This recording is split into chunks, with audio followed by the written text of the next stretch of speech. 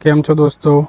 આપણે લઈને આવી ગયા છે એસબીઆઈના જૂના ક્લાર્કના 2026ની ભરતી આવી ગઈ છે. તેની મહત્વપૂર્ણ તારીખ જોશું, છૂટછાટ જોશું, પગાર ધોરણ જોશું, બધી મહત્વની ડિટેલ્સ આપણે આ જોવાના છીએ. તો વિડીયો એન્ડ સુધી જોજો અને કઈ વેબસાઇટ પરથી ફોર્મ ભરવાનો છે તેના વિશે માહિતી આપીશ. આપણે વાત કરીએ ઓનલાઈન અરજી ફોર્મ કેવી રીતના કઈ તારીખથી શરૂ થાય છે. વાત કરીએ તો 11 ઓગસ્ટથી શરૂ થાય છે અને 31 ઓગસ્ટ છેલ્લી તારીખ છે. અંદાજિત પ્રિલિમ તારીખની વાત કરીએ તો સપ્ટેમ્બરમાં રહેશે અને મુખ્ય પરીક્ષા નવેમ્બરમાં રહેવાની છે. વયમર્યાદાની વાત કરીએ તો 1 એપ્રિલ 2026ને ધ્યાનમાં રાખીને 20 થી 28 વચ્ચે જન્મેલા બાળકોને આ ભરતીમાં ફોર્મ ભરી શકે છે. એમાં છૂટછાટની વાત કરીએ તો SC STને 5 વર્ષ, OBCને 3 વર્ષ અને PHW અને EWSને 10 વર્ષની છૂટછાટ આપેલી છે. એમાં PH હોવા જોઈએ, બરાબર, 10 વર્ષની છૂટછાટ આપેલી છે અને PH OBCને 13 વર્ષ, PH SC STને 15 વર્ષની અને એક્સ આર્મી ને 3 વર્ષની છૂટછાટ આપેલી છે. શૈક્ષણિક લાયકાતની વાત કરીએ તો માન્ય યુનિવર્સિટીમાંથી ગ્રેજ્યુએશન પાસ કરેલું હોવું જોઈએ. અંતિમ વર્ષના વિદ્યાર્થીઓ પણ અરજી કરી શકે છે. તેનું પરિણામ 31 ડિસેમ્બર 2026 સુધી આવી જવેલું જોઈએ. એમાં પસંદગીની વાત કરીએ કેવી રીતના રહેવાની છે. પ્રિલિમમાં જોઈએ તો પ્રિલિમ એક્ઝામ 100 ગુણની રહેવાની છે. 1 કલાકનો સમય રહેવાનો છે. એમાં અંગ્રેજી ભાષા 30 પ્રશ્ન 30 ગુણના રહેવાના છે. આમાં જોઈએ તો મેથ્સ રહેવાનું છે 35 માર્કનું 35 ગુણના અને રિઝનિંગ રહેવાનું છે 35 માર્ક 35 ગુણના. બધાને 20-20 મિનિટ અલગથી આપવામાં આવશે, તો ટાઈમ મેનેજ કરીને એક્ઝામ આપજો. પછી વાત કરીએ મેન્સ એક્ઝામની. મેન્સ એક્ઝામમાં કેવું રહેવાનું છે, 200 ગુણનું રહેવાનું છે.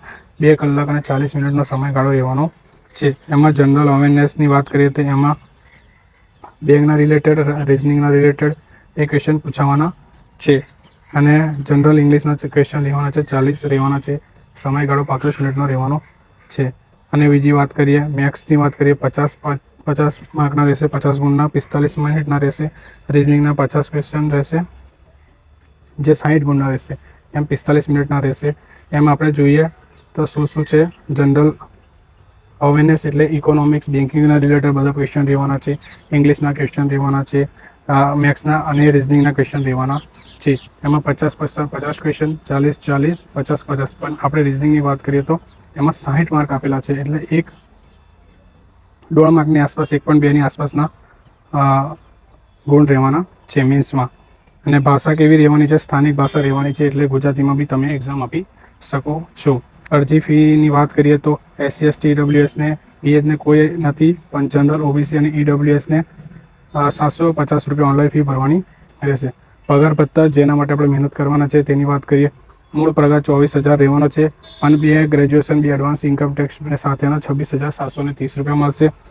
અને મુંબઈ જેવા મોટા શહેરોમાં 46,000 જેવા માસિક પગાર આપવાનો આવશે. એમાં પેન્શન, BF અને અન્ય સત્તા આપવામાં આવશે. અને ક્યાં ફોર્મ ભરવાનું છે, સત્તા વેબસાઇટની વાત કરીએ તો SBI.com પરથી તમે ફોર્મ ભરી શકો છો. આપણે કોઈ ભૂલ થઈ હોય તો માફ કરજો, લાઈક કરજો, શેર કરજો અને સબસ્ક્રાઈબ કરજો. ખાસ તેની પેટર્ન પસંદગી જોઈ લેજો. પ્રિલિમ પણ મેન્સ રહેવાની છે. ઓકે, પ્રિલિમ્સમાં 100 ગુણ 1 કલાકનો રહેવાનો છે અને મેન્સમાં 200 ગુણ 2 કલાક અને 40 મિનિટનો રહેવાનો છે. એ ખાસ ધ્યાન રાખજો. આ ઇઝી ક્વેશ્ચનો પૂછાય છે.